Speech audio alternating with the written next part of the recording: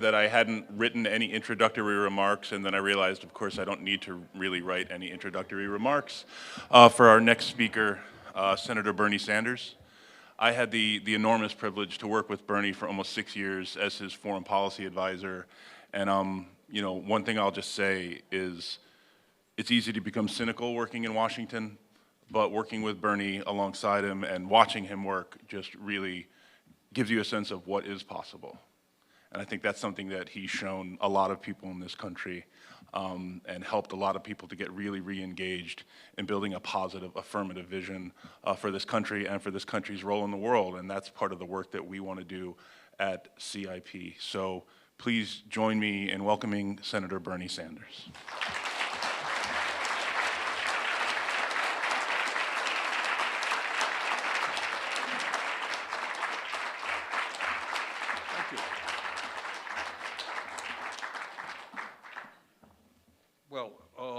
Let me thank I'm not as tall as Matt. Let me thank the Center for International Policy for bringing us all together and for inviting me to say a few words. And I really want to congratulate you for what you're doing, because I think, as all of you know, in our country, there is not a lot of discussion about foreign policy at the grassroots level. There just simply is not. It's not something the media covers terribly much, other than bombings and terrorist attacks, but generally the fundamentals of why we do what we do in terms of foreign policy is not discussed very much. So I want to thank you all for what you're doing, and thank Matt and the entire staff for the great work that you're performing.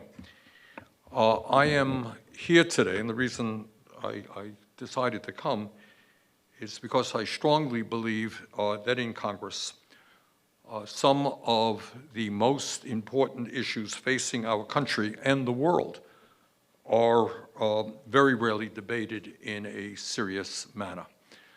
I don't know how many votes I have cast in the last year for district judges in Texas and Oklahoma and Massachusetts, but there's been no discussion about climate change, no discussion about health care. And in the House, it's worse.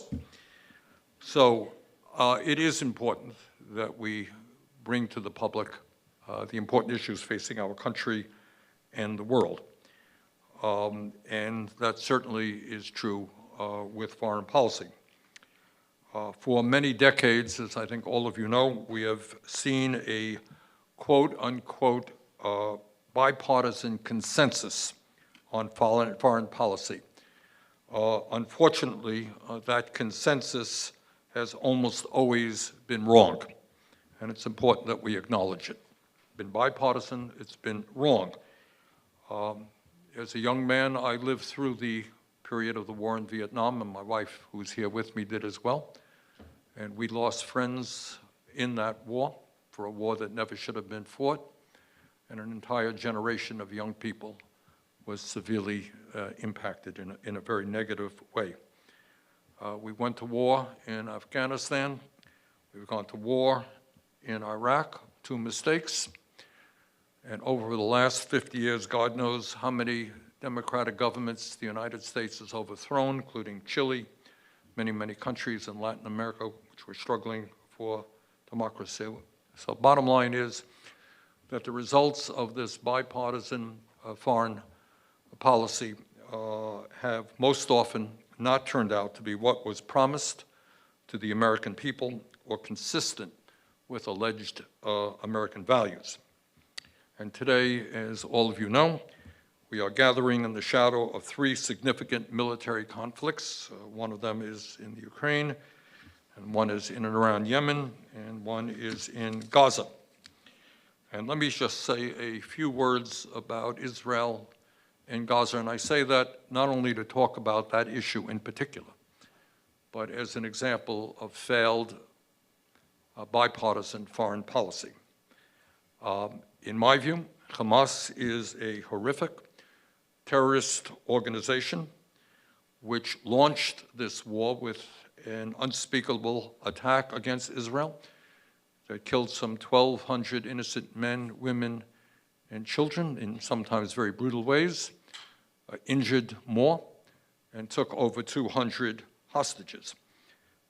Israel, in my view, had the absolute right to defend itself and go after Hamas and demand a return of the hostages.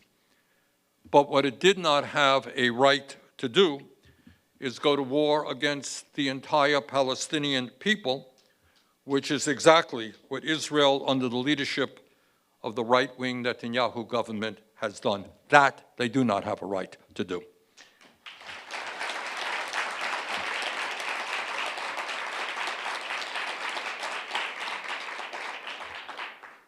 And I'm going to bore you with some numbers, but these numbers are heartbreaking, and they speak to innocent men, women, and children. After 4 months of the war in Gaza, not a long period of time, 27,000 Palestinians have been killed, and 67,000 have been wounded, and the estimate is that 2/3 of the dead and wounded are women and children. And that is unprecedented in modern history in terms of the impact and the deaths and wounding of civilians. 1.7 million people, that is over 80% of the people who lived in Gaza, 80% of the people have been driven from their homes, and as of today, they have no idea where they will be next month or whether they will ever, in fact, return to their homes. Think about that, 80% of the population. And in fact, 70% of the housing units in Gaza have either been damaged or destroyed. Today, unbelievably, as a result of Israeli bombing attacks and the restrictions they are imposing at the borders, food, water, medical supplies, and fuel are increasingly scarce. As we speak today, right now, according to the UN and other international organizations, many, many hundreds of thousands of children are facing starvation. Given the impact that malnutrition has on young children, on their physical and cognitive growth, it is likely that many of these children have already suffered permanent damage which will impact their entire lives.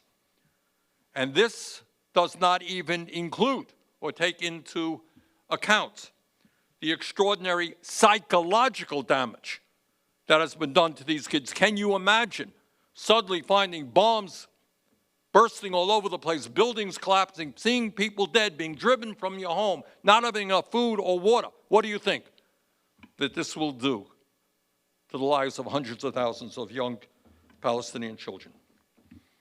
And yet today, there is a bipartisan consensus in Congress that at least $14 billion, including $10 billion more in unrestricted military aid, should go to this right-wing Israeli government, which is causing such havoc and destruction to the Palestinian people.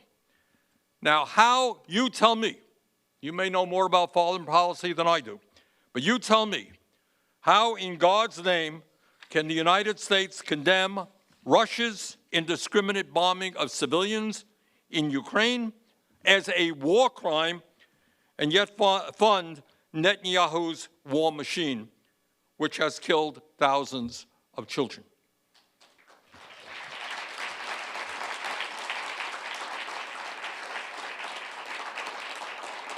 How can we, with a straight face, go before the world and criticize the terrible human rights records in China, Iran, and other authoritarian countries, but ignore the human rights of the Palestinian people?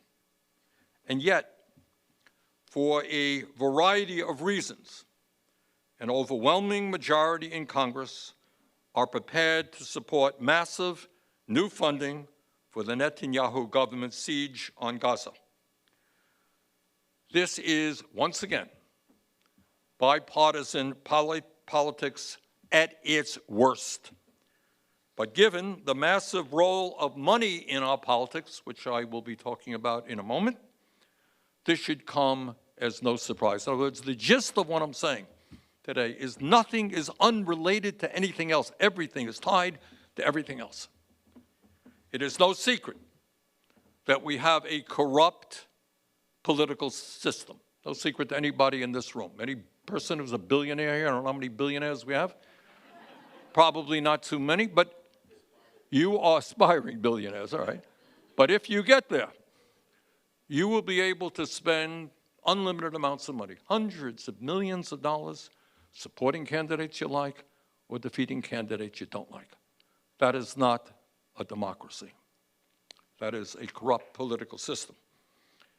It is no secret, therefore, that in the midst of all of this, we have lobbying groups like AIPAC and the far-right Christians United for Israel lobby, who are providing unquestioning support for Israel's right-wing government.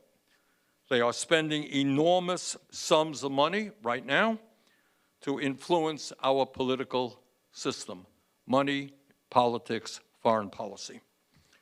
Last election cycle, AIPAC's Super PAC spent over $30 million in dark money to oppose progressive candidates, many of whom I have personally worked with and supported, who spoke out in favor of Palestinian human rights instantly. That's all you got to do.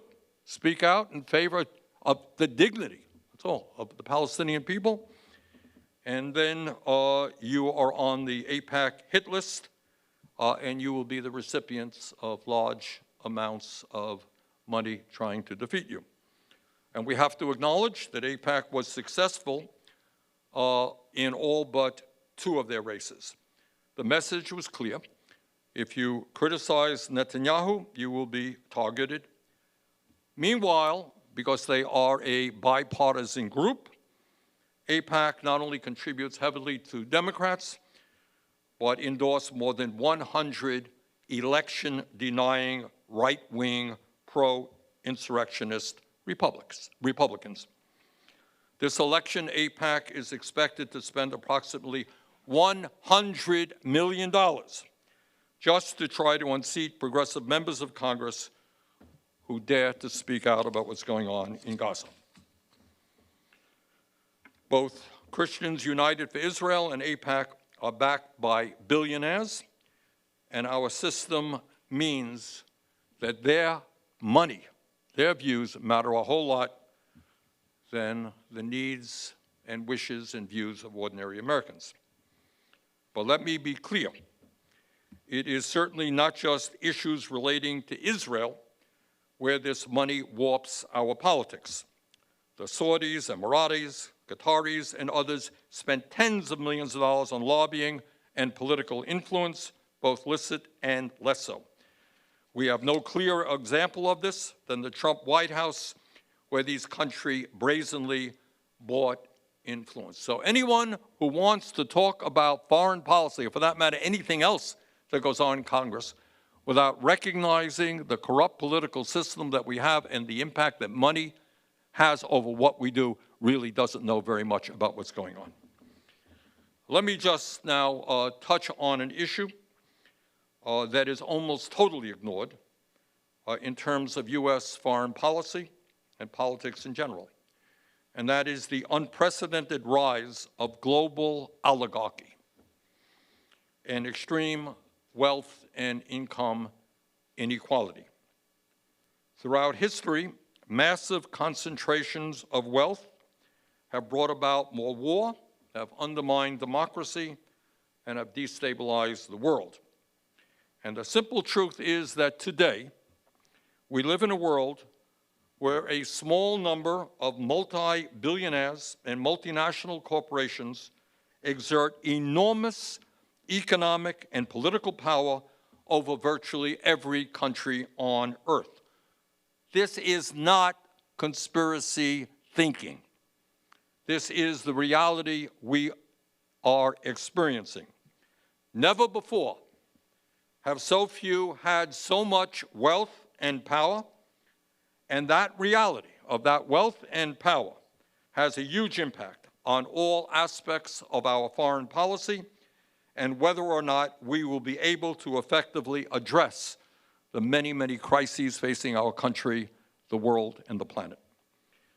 In the year 2024, there is a global struggle taking place.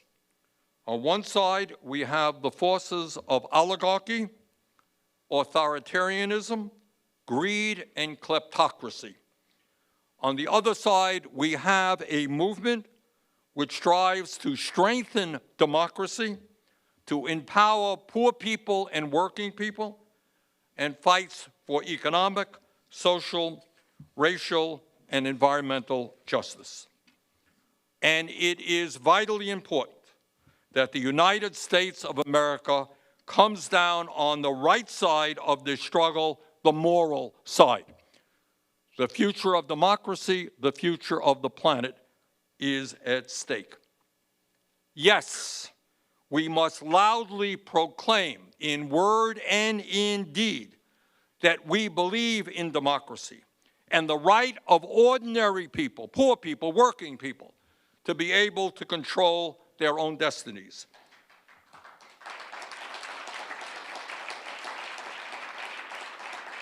Yes, yes, we believe that all people in our country and around the world are entitled to a decent standard of living, and that the economic gains should not simply go to a handful of people on top. Now, let us be clear. In recent years, we have seen a global pandemic, as you all know, which has disrupted our lives in every sense, and it has cost us over 1 million lives here in America and many millions of lives around the world. That's what the pandemic has done, had a profound impact on people's lives in ways that we do not fully understand.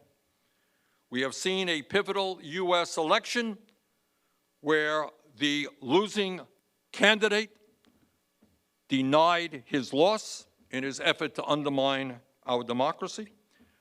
We have seen and are seeing the growth of right-wing extremism in many parts of the world. We have seen the end of the war in Afghanistan, the outbreak of a massive war in Europe that many of us thought never would be taking place in Europe again. And we are seeing continuing turmoil in the Middle East, punctuated in the last 4 months by the horrific conflict in Israel and Gaza. We have also seen the profound impact that climate change is having throughout the world, and it's unbelievable impact, not only in the destruction that it's causing. Take a look at California today, Chile, the fires that are going there, but in the kinds of migration that is resulting from that as people no longer can grow food or get clean water.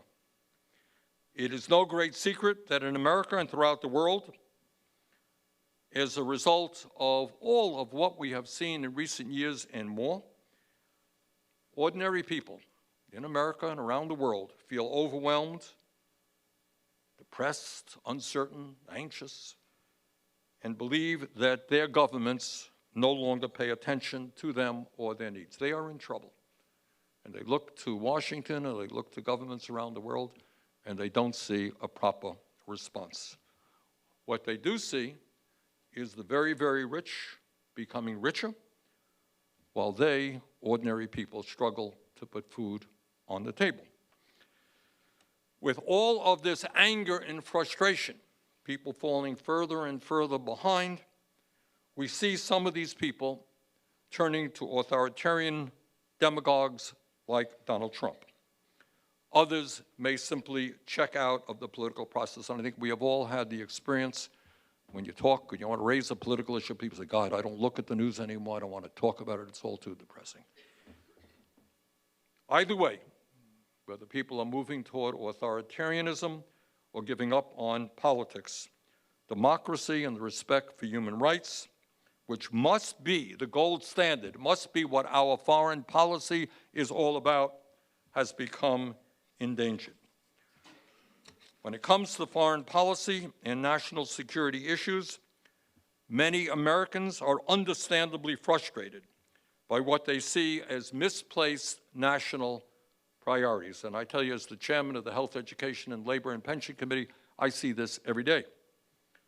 Ordinary Americans, many of us, see our country spending with almost no debate, nearly $1 trillion a year on the military. $1 trillion a year on the military, while at the same time, the Congress ignores the massive problems that exist here at home. We have unlimited amounts of money, apparently, for fighter planes, for bombs, for tanks, for all kinds of weapons. But when it comes to providing health care to all people, well, we don't have the money to do that. Providing a decent education or higher education to our kids, well, we don't have the money to do that. To put a roof over the 600,000 Americans who are homeless, well, we just can't afford to do that. But when the military-industrial complex comes in, my God, there is no end to the money that's available and virtually no debate about those requests. Further, in terms of foreign policy, ordinary Americans see us too often sacrificing our alleged values to cozy up to vicious, undemocratic regimes in the name of security or expediency. So why is all this stuff happening? Well, I don't have all the answers. I don't think anybody does, but I think we should ask about who benefits and who loses from all that. What's going on in the world economy? What's going on? And here is the simple truth. And you can't talk about foreign policy without understanding this. Today, the world's top 1% owns more wealth than the bottom 99%. Got that? 1% owns more wealth worldwide than the bottom 99%. In America, 3 individuals now own more wealth than the bottom half of our society, and a small handful of financial institutions on Wall Street and elsewhere exert unbelievable influence over the lives of billions of people throughout the globe. Tremendous concentration of ownership. We have 3 Wall Street firms in this country that combine have majority, not majority, but are the leading shareholders in over 95% of the S&P 500. 3 Wall Street firms. Oxfam, and I'm a big fan of Oxfam, reports that worldwide nearly 800 million workers saw wages fail to keep up with inflation. In the United States today, we don't talk about it very much, but it's important to know why people are angry. Over 60% of our people are living paycheck to paycheck. And I know about living paycheck to paycheck. I grew up in a family that lived paycheck to paycheck, and so did my wife. Since 1975, over $50 trillion in wealth has been redistributed. I always get a kick. I get attacked because I believe in redistribution of wealth. Meanwhile, what has in fact happened since 1975, over $50 trillion in wealth has been redistributed from the bottom 90% to the top 1%. That's according to the Rand Corporation. And that is why the average American worker today is making less, $50 a week less than he or she did some 50 years ago after adjusting for inflation, okay? So you want to know why people are angry? Why people are giving up on democracy? Because they hear politicians telling them every day all the stuff they're going to do for them. Year after year, Democrats, Republicans, everybody's telling them. 50 years have come and gone. An explosion in technology, huge increases in worker productivity. Average American today earning less in real inflation accounted for dollars than he or she did 50 years ago. And this is not just an American phenomenon. It's not just happening here. Many people in industrialized countries all over the world, despite huge increases in worker productivity, are working longer hours for low wages. They've seen their pensions reduced, and here and abroad. They worry that their kids will have a lower standard of living than they do. Think about it. Our younger generation here is struggling. Huge increase in technology, worker productivity. One might expect that all people would be doing better. And yet we worry that our kids will have a lower standard of living than we do. Alongside the billionaire class, the world's largest corporations saw their profits explode in the last 2 years, raking in hundreds of billions of dollars in windfall profits, which they returned to their wealthy shareholders.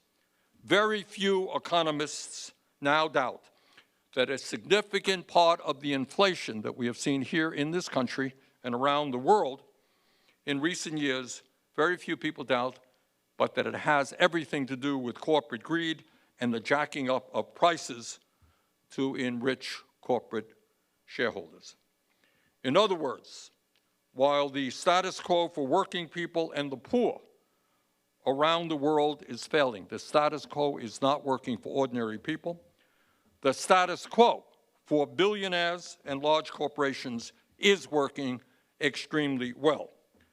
So when we discuss international affairs and foreign policy, let us be clear, things are going great for the people on top who have the wealth and the power, not so good for everybody else.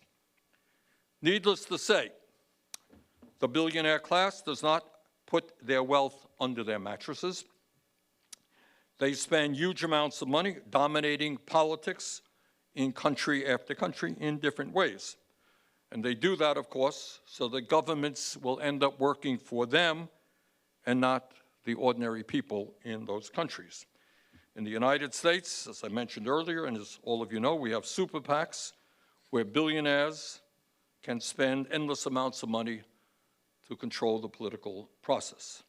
And on top of all of that, in the United States and abroad, it is increasingly common for billionaires to actually buy elections for themselves and take power. So all over the world, you got guys who are billionaires in the United States, governors, senators, billionaires. And what is the result of this billionaire control over the political process?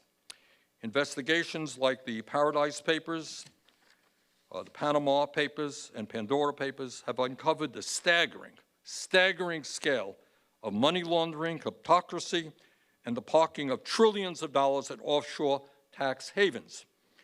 While governments throughout the world struggle to address the basic needs of working people in their country and their poor, the billionaire class is making out like bandits, which of course many of them are. In 2016, the Panama Papers exposed the offshore accounts and tax dodges of the then Prime Minister of Iceland, the King of Saudi Arabia, and the families of the leaders of Azerbaijan and Pakistan, among others.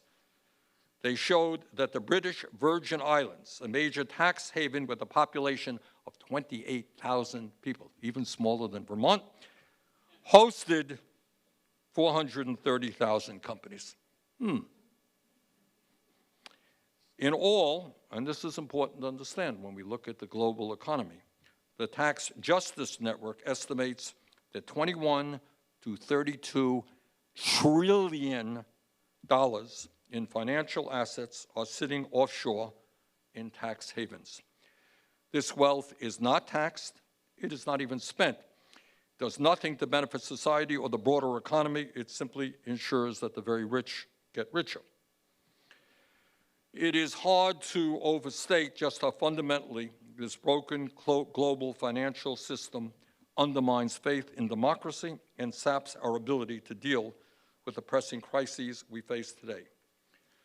With the growth, and this is a point that I think we should be making over and over again, and that is with the growth of artificial intelligence, robotics, and other technologies, we now, for the first time in human history, have the capability of increasing the standard of living of billions of people throughout this planet and allowing ordinary people more time for their families, for education, for culture. In other words, the challenge here is whether we use these new technologies to benefit all people in our country and around the world in a way that we have never seen before, or whether we allow the people on top to reap all of the benefits of that technology while throwing working people out onto the street. And this is an issue we have got to be deeply involved with. When ordinary people feel threatened And when they feel overwhelmed, they look for explanations. Why am I having a hard time feeding my kids? Why can't I pay the rent? Why did I lose my job because it went to another country? Why are we falling further and further behind? And they're also asking is, why do the very, very rich get richer while they struggle? And right-wing Democrats, right-wing demagogues,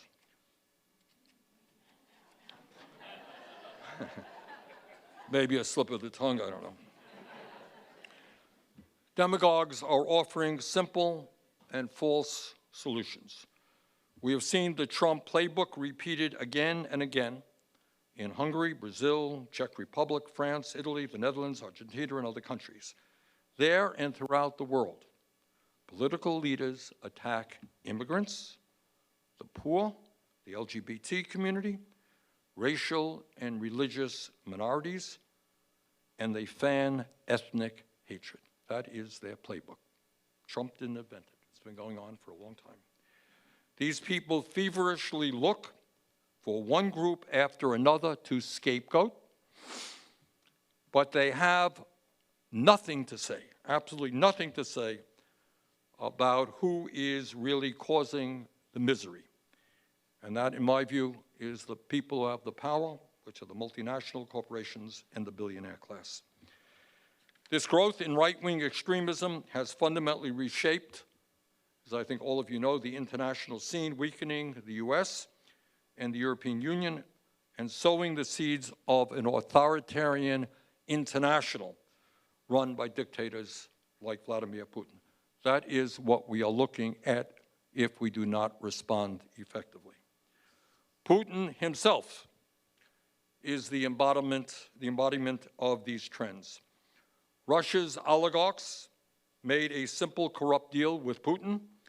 You can have absolute power if you let us plunder the country's wealth without interference. And this work for the richest Russians, the richest 1% in Russia, holds as much wealth offshore as the rest of the Russian people do onshore. Given this corrupt bargain, was there any question that the Russian government would be completely unresponsive to the needs and desires of ordinary Russians? Was it any surprise that Russia's political system was unable to stop Putin as he became obsessed with centuries-old grievances and delusions of himself as the next Peter the Great? Beyond Putin's particular delusions and grievances, it is no great surprise that authoritarian leaders tend toward violence and conflict. Just as Trump and his ilk try to turn people against one another within countries to hold on to power, these leaders often attempt to create external enemies to distract and divide people. Very sadly, war and violence often make for good politics. In my view, this is what is happening right now with regard to U.S. relations with China. I believe that it is absolutely appropriate that we continue to critique China's authoritarian policies, their human rights record, and their position on Taiwan, etc.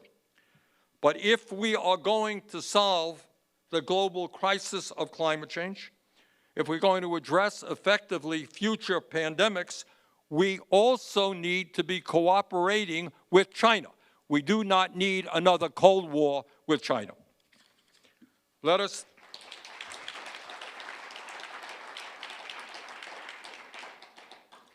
me say a word about an issue that, again, we don't spend enough time analyzing, that is the military budget of the United States.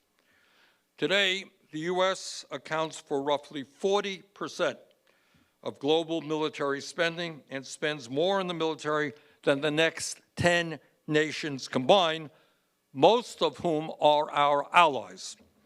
Last year, we spent more than $900 billion on the military, more than 3 times what China spent. Almost half of the spending will go to hugely profitable defense contractors, the military-industrial complexes Dwight Eisenhower talked about a long time ago. This is what corporate welfare is all about. These companies massively overcharge the Department of Defense reaping enormous profits as they hand out extraordinary compensation packages to their CEOs. Just one example. In 2022, Lockheed Martin received $46 billion in unclassified federal contracts, returned $11 billion to shareholders through dividends and stock buybacks, and paid its CEO $25 million. These private defense contractors are almost fully reliant on the U.S. government, yet their CEOs make 100 times more than the Secretary of Defense and 500 times more than the average newly enlisted service member. Despite billions of dollars in fines for fraud and misconduct, the contracts never seem to dry up for major defense contractors. One particular and interesting and timely example. As the U.S. contemplates providing Ukraine, and I support aid for Ukraine, with tens of billions of dollars to defend itself against Putin's invasion, Raytheon increased prices for its Stinger missiles sevenfold, leaving the U.S. paying more than $400,000 to replace each missile sent to Ukraine. Yet somehow, Raytheon has the money to buy back $37 billion in stock through 2025. It is no secret that Washington think tanks, often funded by the military-industrial complex and other large multinational corporations, play an important role in developing foreign and military policy. Somebody is coming up with these ideas, and it ain't Congress. So you have many of these think tanks and very smart guys who are doing the work and lobbying Congress. It is even less of a secret that congressional defense members of Congress receive millions of dollars in campaign contributions from these defense contractors to ensure that the money keeps flowing. And when we spend money on defense, it means that we don't have the money available to spend on other needs. A number of years ago, I was in a debate, and I was asked by a media person what I thought the major foreign policy challenge that we faced. And was it Russia? Was it China? What was it? And I think there was some chuckling in the audience when I responded that I thought the major foreign policy challenge we faced was climate change. That is what I believed then, and that is what I believe now. It is my view that if we do not get through international cooperation a handle on climate change, the planet that we will be leaving our children and future generations will be increasingly unhealthy and uninhabitable. And yet, despite what all reputable scientists are telling us, the 20 largest fossil fuel companies are responsible for more than 1/3 of worldwide greenhouse gas emissions, while at the same time raking in massive profits and corporate subsidies from governments around the world. So you have an existential threat to our planet. People are wondering, will in fact the planet even survive? And yet these large fossil fuel corporations spend a whole lot of money on campaign contributions, lobbying, as they busily go about destroying the planet. And let's talk a moment about another issue that I think doesn't get the kind of discussion it needs, and that is global health. As chairman of the committee that deals with health, I get involved in that a little bit. And we are now wrestling with the reality that not only do we have long COVID, by the way, which is a very serious problem, but we worry very much about future pandemics. I think most scientists will tell you that, at some point there will be another pandemic. And what we are wrestling with, and the scientific community is wrestling with, is how can we be best prepared for that pandemic. Now, the good news is that as we speak, negotiators are now working on a global treaty to ensure that we are prepared for the next pandemic. The bad news is that the powerful pharmaceutical industry, which made over $110 billion last year in profits, is doing its very best to protect those profits at the expense of human life throughout the world, especially in poor countries. This is an issue it really gets down to the heart and soul of what morality, I think, is all about in politics. If you have a product that, after development, costs a few cents to manufacture, how and why, in God's name, are you not making it available to all people around the world, regardless of their income? Why are you saying that I have this product, this vaccine? We have developed the intellectual property rights for it, and I don't care. If you're living in the Sudan, you're living in Africa, you're living in Latin America, and you are too poor to pay the price that we want, you're not going to get it. And if you die, so what? That's the reality. That is what has happened. That is what is happening now. And I got to tell you, as chairman of the Health Education Committee, I'm going to do my best to change that dynamic. Let me conclude, and you have all been very patient, by saying this.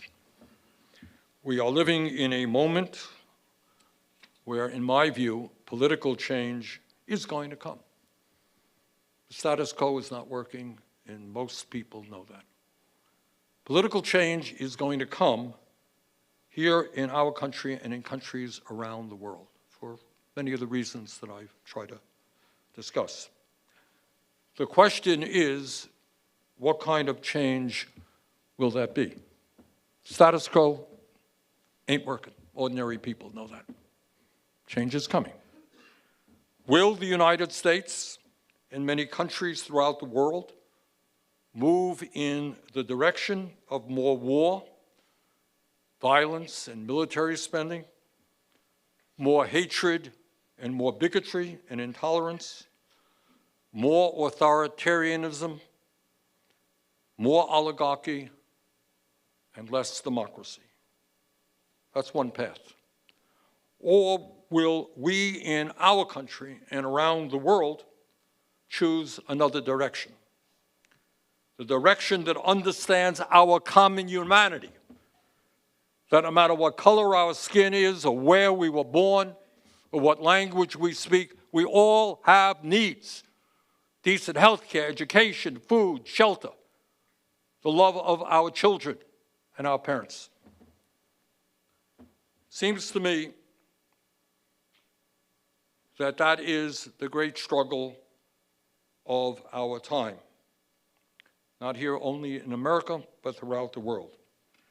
And what I believe now, something that I have always believed, is that we have the potential, if we are smart and if we are capable of working together, if we do not allow greed to destroy everything that is important, that we can save the planet from climate change, that together we can tell the fossil fuel industry that our children and children's children are more important than their short-term profits, that we, in fact, can take on those who are disparaging and turning their backs on the millions of men and women in our country and around the world who fought against fascism and Nazism to protect democracy, and say, no, we are not going toward authoritarianism.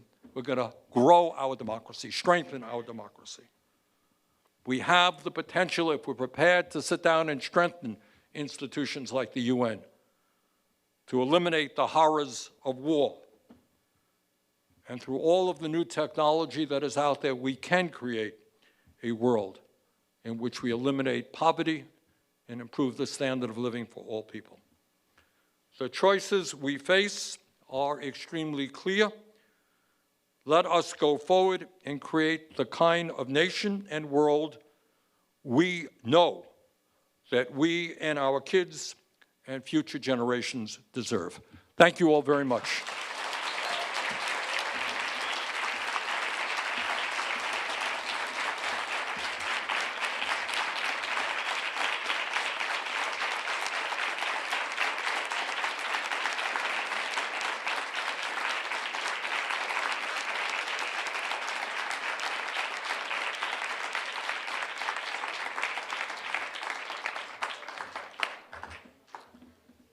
Our thanks again to Senator Bernie Sanders. What a wonderful way to end our program.